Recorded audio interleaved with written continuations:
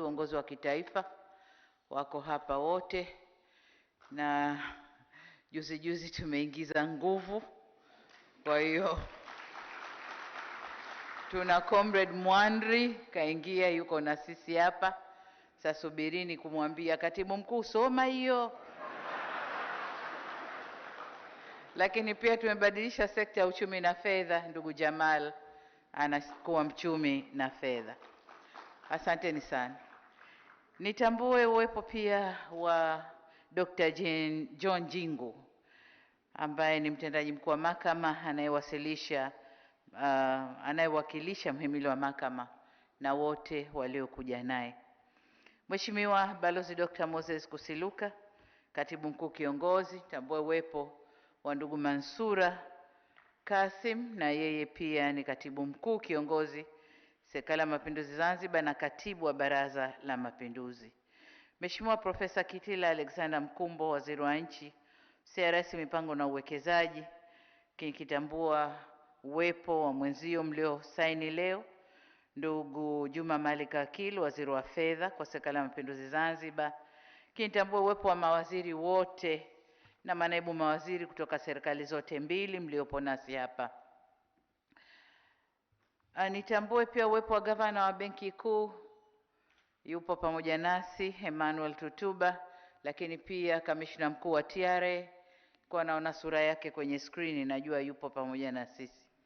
Waheshimiwa mkuu wa mkoa wa Dar es Salaam Albert Chalamila pamoja na wakuu wa mikoa mliopo nasi katika shughuli hii, wakuu wa vyombo vya ulinzi na usalama, ndugu makatibu wakuu na manaibu makatibu wakuu, ndugu Angelina Ngalula, rais wa shirikisho la sekta binafsi Tanzania, na viongozi wengine wote wa vyama vya kisekta. Kinitambue uwepo wa ndugu Ali Amur, sijui ni rais au mwenyekiti wa chemba ya biashara kule Zanzibar, waheshimiwa mabalozi na wakuu wa mashirika kimataifa mliopo, viongozi na watendaji wakuu wa taasisi za serikali na sekta binafsi, wafanya biashara na wawekezaji ndio hao, waheshimiwa viongozi wa dini, ndugu wanahabari, wageni waalikwa, mabibi na mabwana, Jamhuri ya Muungano wa Tanzania, kazi na utu. Karibuni Ikulu, na tumshukuru Mungu kwamba ametujalia kuwa na mkutano huu leo. Karibuni sana. Lakini kama mnavyofahamu, tarehe 1 Julai 2026 tulianza utekelezaji wa dira hii tunayozungumza ya maendeleo ya 2050. Ni safari ya miaka 25 ambayo Watanzania wanatarajia kuona taifa likipiga hatua kubwa zaidi kiuchumi, lakini kijamii, vile vile kisiasa.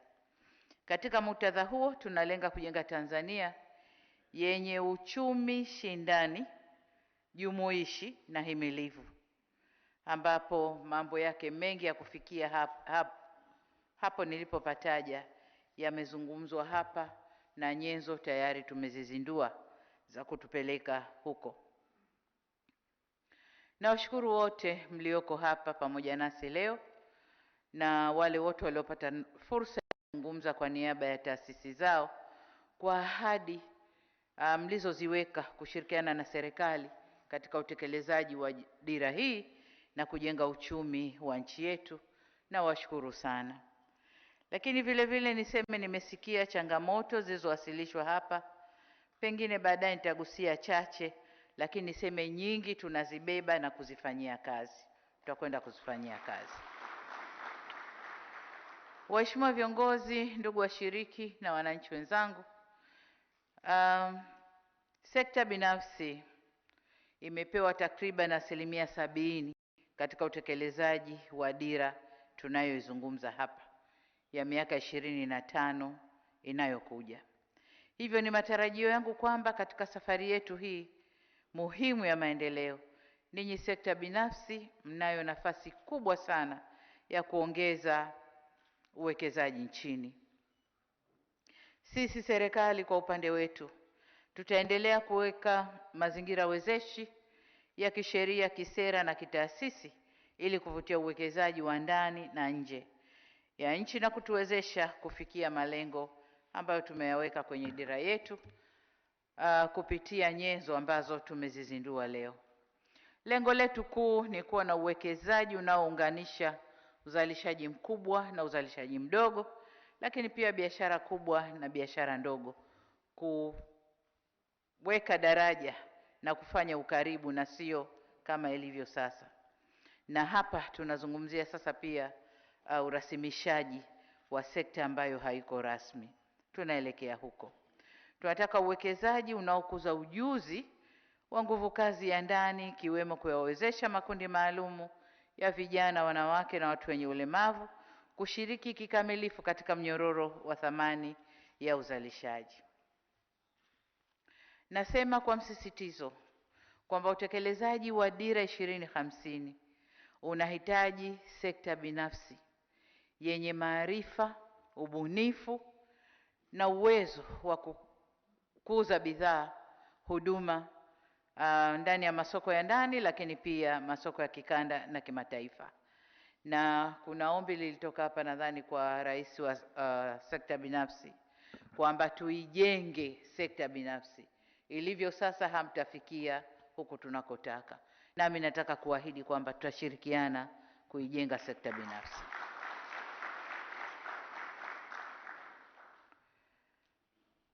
Nataka nione kwamba kama mlivyosema, wawekezaji wetu wa ndani, wafanya biashara wa ndani wanatoka nje ya mipaka yetu. Tumeanza kuona mashirika yetu na baadhi ya wafanya biashara wako nje ya mipaka yetu, lakini ni wachache. Kwa hiyo tunataka kufanya wengi zaidi, kuwatafutia fursa, tuwawezeshe na muweze kutoka nje ya mipaka yetu.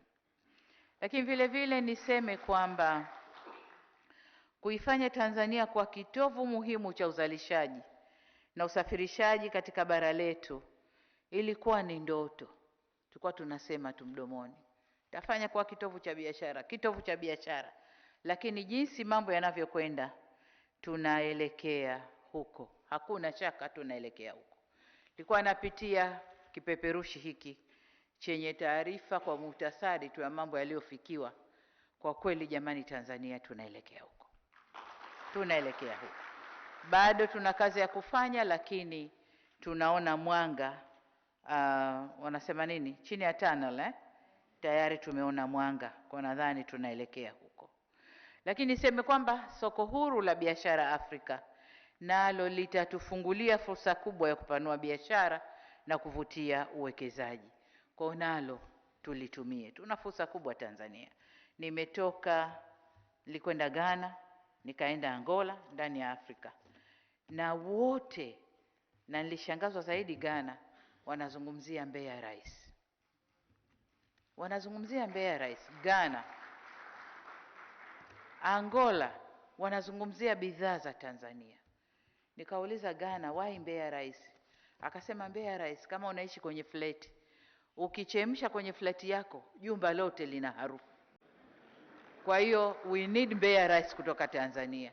Tatizo letu connectivity, jinsi ya kufikisha huko, na hiyo ndio kazi yenu private sector. Mkae mchemshe kichwa.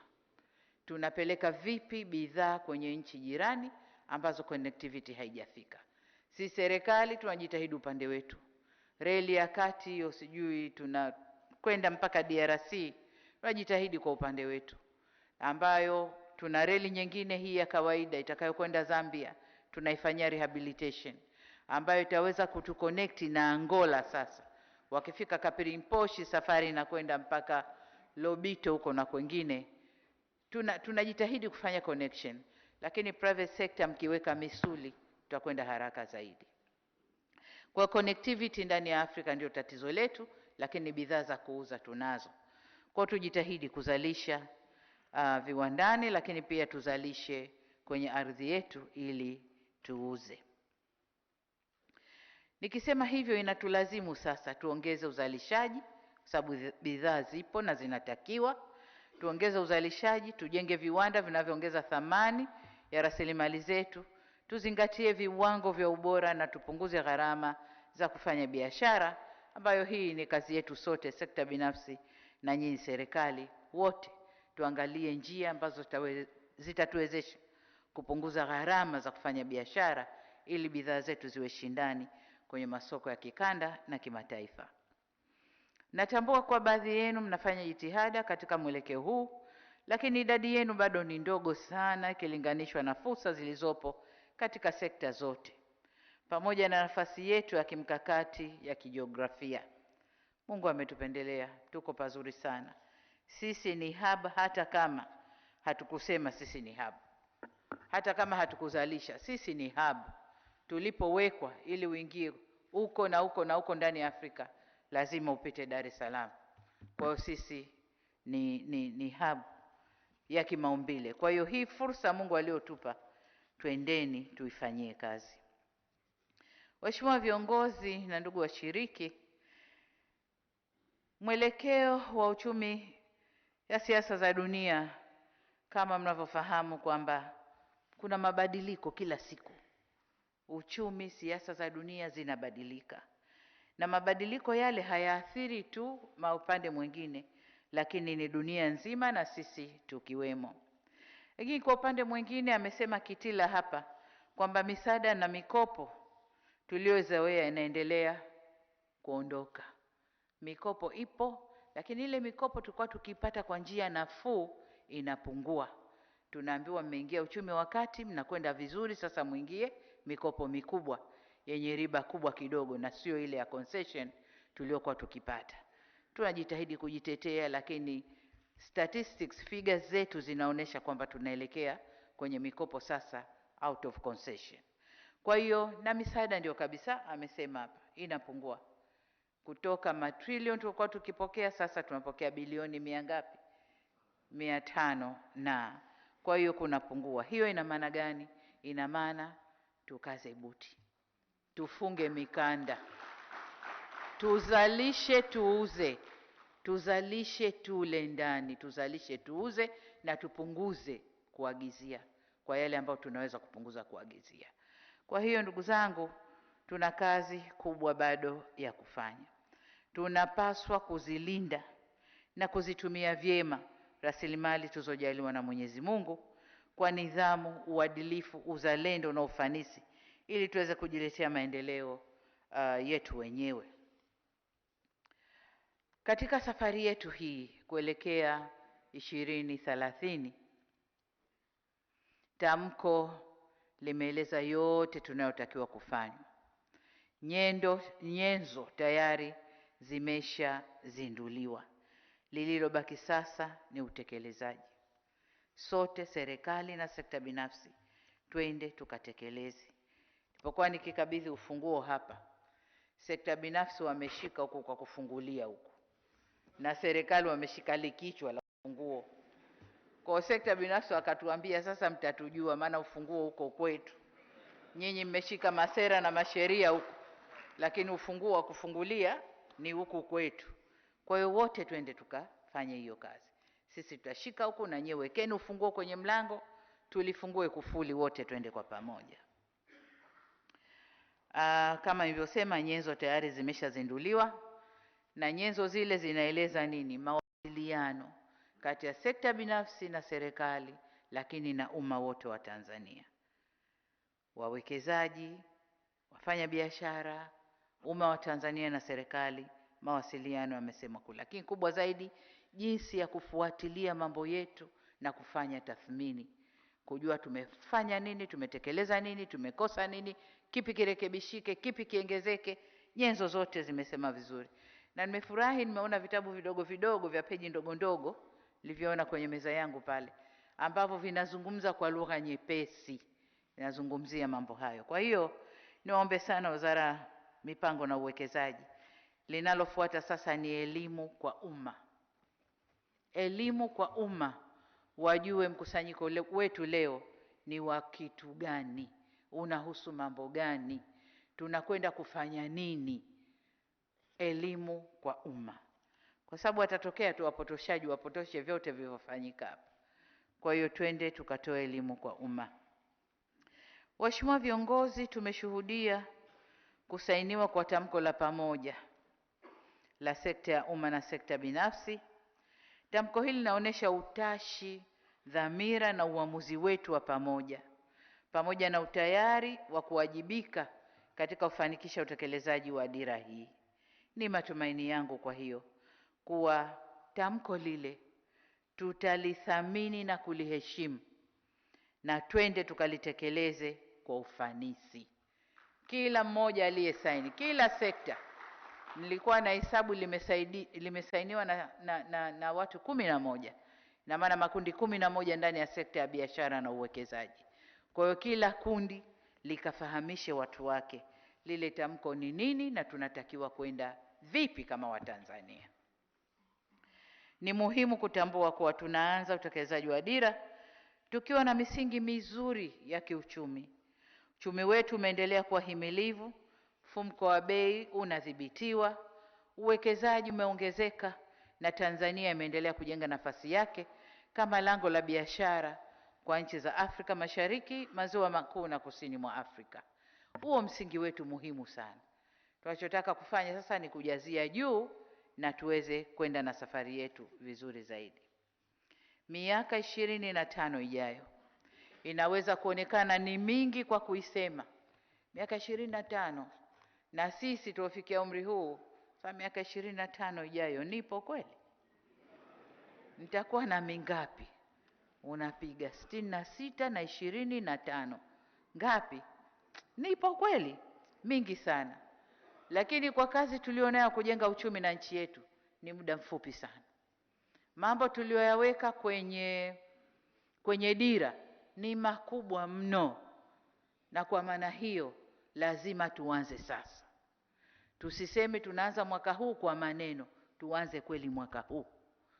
Tuanze mwaka huu, twende tukatekeleze, ili angalau utakapofika nusu tuweze kusema kweli tuna matarajio yakifika kule. Kama Mungu atatujalia tuwe hivi, mambo yaende hivi, kule tukifundishwa uchumi wa sani ceteris paribus, kwamba kila jambo litabaki kama lilivyo na nyinyi mtakwenda kama mnavyojipangia. Kwa twendeni tukaanze sasa. Waheshimiwa viongozi na washiriki wote, napoelekea kuhitimisha, nipende kusisitiza kuwa amani na utulivu ni mtaji mkubwa kuliko mitaji tuliyoidai hapa. Kuliko mitaji tuliyoidai hapa. Unaweza ukawa na matrilioni ya mapesa, kama hakuna amani na utulivu, hii dira haitatekelezeka. Hatutaweza kufanya chochote. Lakini tunaweza tusiwe na pesa sasa, tuna malengo, tuna dira letu, kitabu chetu, lakini tukaweza kutekeleza kama tutakuwa na amani na utulivu. Niwaombe ndugu zangu wote wa Tanzania, sekta ya umma, sekta binafsi, wote twende tuweke amani na utulivu. Lolote unalohisi litavunja amani usiliunge mkono. Twende tuiweke nchi yetu vyema na twende tukatekeleze kazi zetu. Mfanya biashara anapofanya shughuli zake bila hofu, anafanya vyema na uchumi unakuwa. Na yule wa ofisini anapomhudumia mfanya biashara bila hofu, naye mfanya biashara anapata nguvu ya kwenda kufanya kazi yake vizuri. Kwa hiyo katika safari yetu ya dira 2050 ni wajibu wetu kuilinda amani ya nchi yetu. Tukilinda amani na utulivu, tutakuwa tumelinda uwekezaji, ajira, biashara na kasi ya ukuaji kwa uchumi. Huo ndio umuhimu wa amani na utulivu, na ndio maana nikasema ni mtaji mkubwa kuliko mitaji tunayohitaji kuwekeza kwenye miradi yetu. Sasa ndugu zangu, nihitimishe kwa kusisitiza kuwa ushirikiano kati ya sekta ya umma na sekta binafsi uendelee kujengwa juu ya misingi ya kuaminiana na kuheshimiana. Bila kuaminiana tutashutumiana, tutasemana, lakini tutakapoaminiana, hata tofauti zikitokea, tutakaa tuzungumze, ziende, sisi tuendelee na safari yetu. Kwa twendeni kwa kuaminiana na kuheshimiana. Kuna mambo kidogo tu labda niaguse, na la kwanza nadhani alilizungumza bwana wa makandarasi kwamba wao ni 98%, wenzao ni 2%, lakini kwenye utekelezaji wa kazi is the reverse, 98% inakwenda kwa 2% na waliobaki 98% wanafanya 2%. Niseme hili tumeliona, lakini wote tujiulize kwa nini. Nyinyi jiulizeni na sisi serikali tujiulize. Sasa kwetu tumejiuliza, na hatua moja tuliochukua ni mabadiliko ya sheria, kwamba sasa tunasema miradi mingi itatolewa kwa wenyeji, wao waingie ubia na wageni katika kutekeleza. Kwa nadhani hilo litakwenda kutusaidia. Halafu jambo jingine lilozungumzwa hapa ni swala la kusubiri ndege. Sijui kutokana na ngazi kuwa chache za ndege zinazoteremsha au sijui slowdown ya immigration, lakini whatever. Kama ni immigration sisi tunalichukua. Kama ni kusubiri ngazi ni chache, ni kazi yenu private sector. Tengenezeni kampuni, wekeni vifaa vya kushusha watu hapo.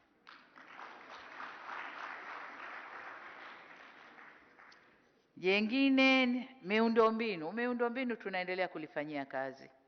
Tutaendelea kufanyia kazi. Kama mnavyojua miundombinu ile pesa ni nyingi. Kwa tunajitahidi kujenga miundombinu na tumefanya kazi kubwa na tutaendelea kufanya kazi kubwa. Swala jingine nadhani ilikuwa la visa, na tumeanza mazungumzo na zile kelele, yale maeneo ambayo yanapigiwa kelele. Nadhani karibu mtaona matokeo yake, kwamba tumezungumza nao na wametuahidi wataongeza watu katika utoaji wa visa au wataweka madirisha maalum kwa wafanyabiashara. Nadhani karibu itasahihika. Sasa ndugu zangu Bina, nataka ruzuku tutoe serikalini, wakati nyewe wenyewe majiant mna generate mapesa huko, harusi mnazifanya kwa helikopta.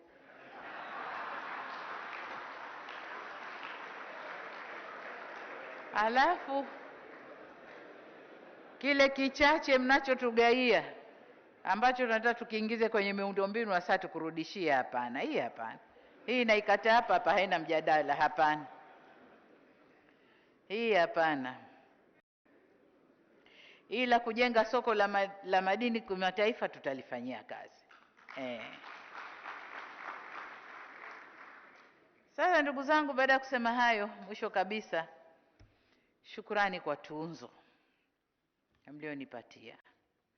Naipokea kwa moyo wa heshima na shukrani kwa kutambua jitihada katika kuboresha mazingira ya biashara na uwekezaji na kukuza uchumi jumuishi nchini. Lakini tunzo ile ni ya serikali kwa ujumla. Ni ya serikali kwa ujumla.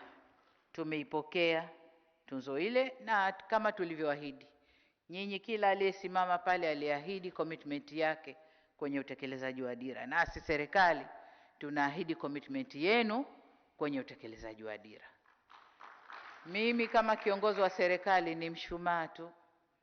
Kazi yangu kuwaka, kutoa mwanga, huku ninateketea, lakini umati unafurahi. Hiyo ndo kazi yangu. Hiyo ndo kazi yangu. Kwa nitaendelea kuwa mshumaa. Mimi na mwenzangu hapa, Rais Dr. Mwinyi, tutaendelea kuwa mishumaa. Tutawaka, tutoe mwanga, japo tunateketea, lakini kama umati unafurahi, basi sie ndo shukrani yetu hiyo. Tutaendelea kuwa mishumaa. Kwa nawashukuru wenzangu wote ndani ya serikali pamoja na nyinyi sekta binafsi kwa kuwezesha mafanikio yote tuliyozungumza hapa. Asanteni sana.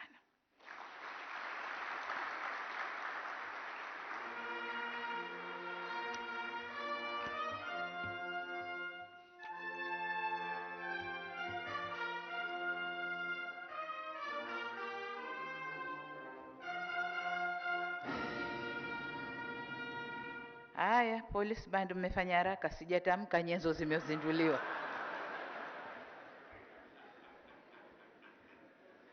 itabidi mpige tena. Sasa nitamke rasmi kwamba nyenzo zimezinduliwa. Asanteni sana.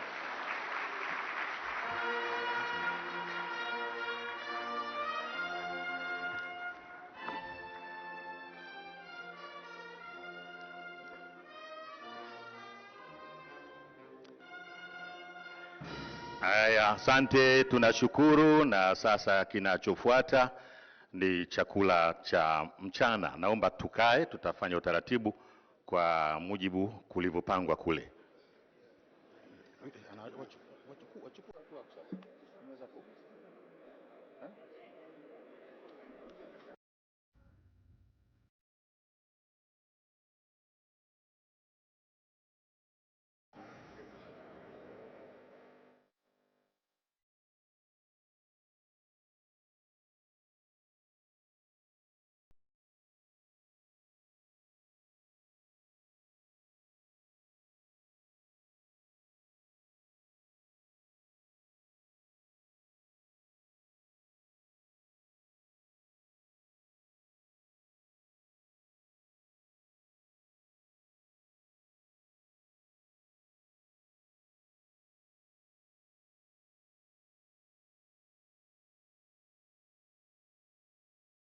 Kama tu nguvu ya pamoja iliyohubiriwa hapa, kuondoa mazoea, kuja na fikra mpya, kuwa na roho mpya katika kujenga taifa upya.